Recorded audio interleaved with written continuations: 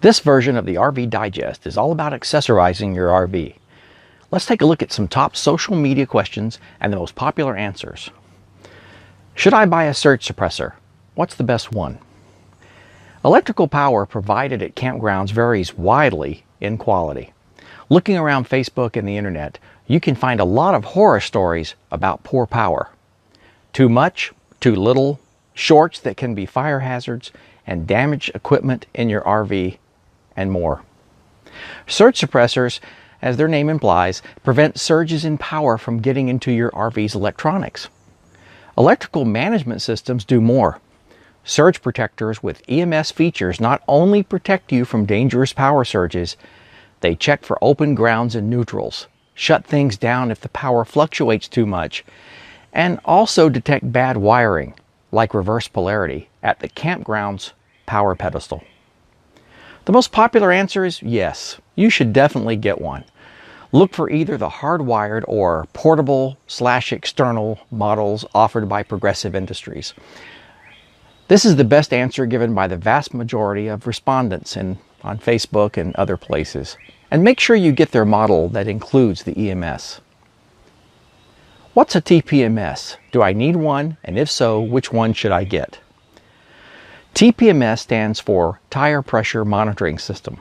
A TPMS usually consists of sensors placed on the valve stems of your tires, both on your coach and your toad, and a handheld monitor.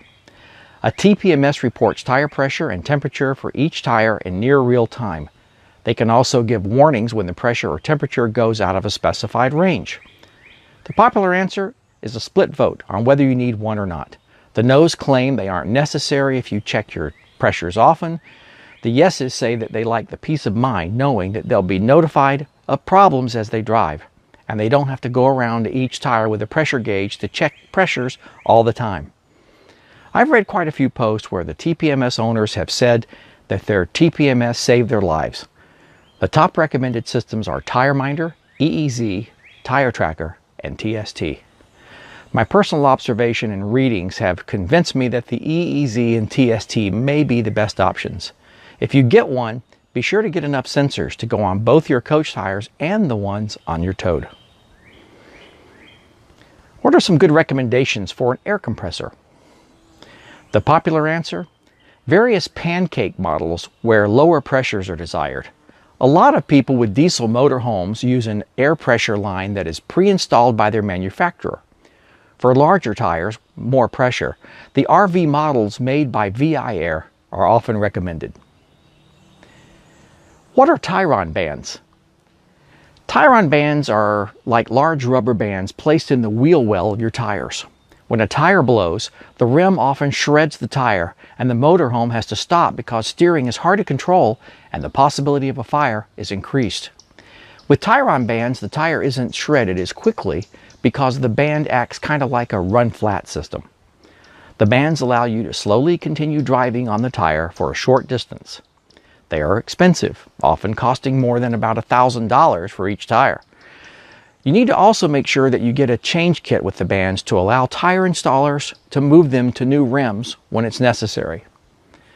Some respondents have said that they have come across tire businesses that won't remove or install the bands, but most agree that larger tire installation businesses will do the work. There are certainly a lot of people who think that they aren't worth the money, maybe even most people. But I'm in that minority that loves the peace of mind that I have Tyre Bands on both of my steer tires. I've seen videos of motorhomes having front tire blowouts, and I'll take every bit of precaution and preparedness that I can get. What are some general things we should buy to carry in our motorhome? Popular answers? The basics. Steps for the entryway. Trash container. 20 feet of sewer hose. 50 feet potable water hose. Power adapters if you have 50 amp, a 30 to 50 amp. Clean out hoses, gloves, duct tape, flashlights, basic tools, 4 outside chairs, small table, bug repellent, usually a Thermacell, an extra set of keys, paper towels, and laundry soap.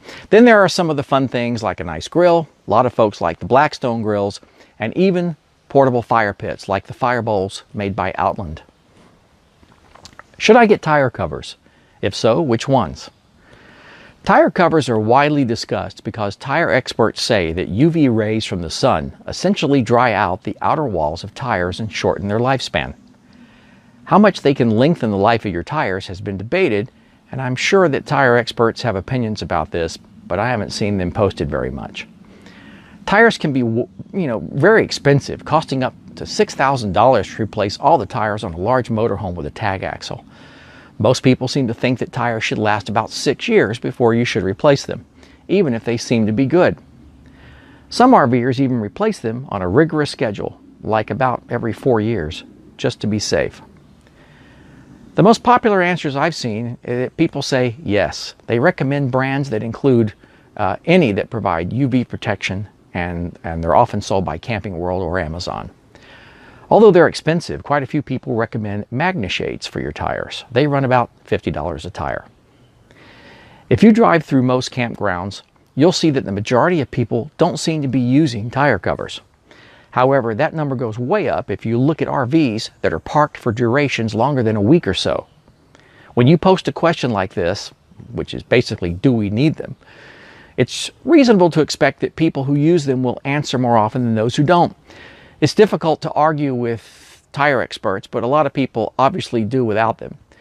My personal opinion is that good tires keep my family safe, and they're expensive. So I use them and always put them on if I'm staying in one place more than a couple of days. What towing hitching system should I get for my towed vehicle? Well, nearly everyone that answers this question replies Blue Ox. You need to find the right Blue Ox system for your vehicle. Parts need to be installed on both the RV and the towed, and it can take a while to do it. What braking system should I get for my towed? There are a lot of braking systems that you can get for your towed. Companies often sell them in ads in RV magazines. There are 2 basic types, actuator and air. The actuator systems are devices that sit on the floor of your towed in front of the driver's chair. The device has an arm that's connected to the towed's brake pedal. Now, when an electrical signal is sent from your RV's braking system to the actuator, the arm extends and applies the brakes. These systems are usually proportional. That means that the more you apply your RV brakes, the more the actuator extends and the harder your towed brakes. Thus, the towed brakes proportionally to the braking of the RV.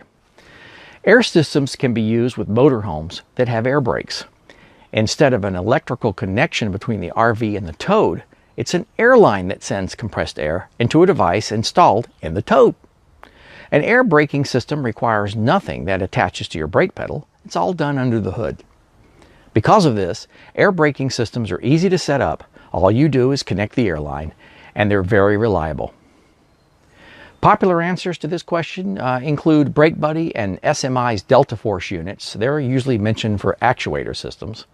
And the Air Force One braking system by SMI is the most often mentioned system for an air system.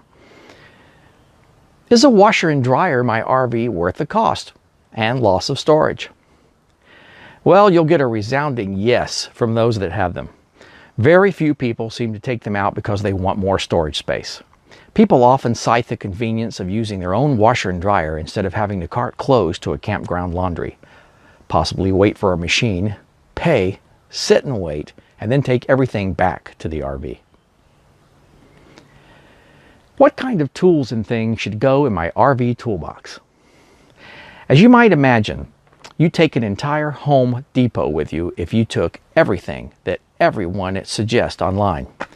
But people often mention basic tools like a hammer and screwdrivers and pliers, and some duct tape, WD-40, sealant for any leaks, command strips to hang things, and a portable drill, a razor blade knife like an X-Acto knife, an air compressor, and a variety of replacement fuses.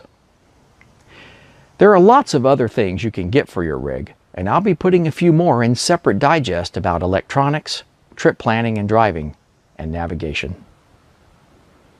See you next time.